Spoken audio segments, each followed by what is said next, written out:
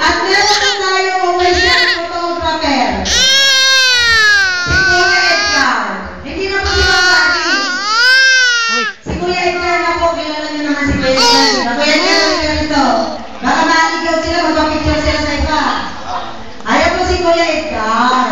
Diyan po kayo bago po kayo pumunta dito, lumapit na po kayo dyan para malagyan po ng pin yung anak nyo. Para po ng po ni Kuya Edgar. Para may resibo din po kayo. Okay na po mga mami?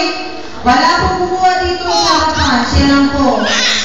Kaya kung meron po kayong camera o digicam, pagkatapos na po ng kumunyon. Kayo mag-picture. Kasama kayo mga katikista. Kung gusto nyo, pwede rin. Di ba? Yan lang po. Tapos, ito po. Okay na po ba?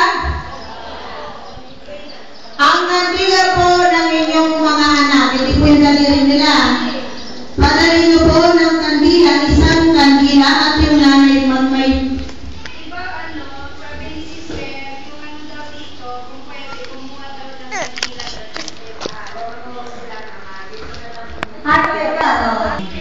Pwede naman. Pwede na. Sabi mo sila kung payag sila. Okay, mananana, payag po ba kayo dito na lang kayo bibili sa Sabado?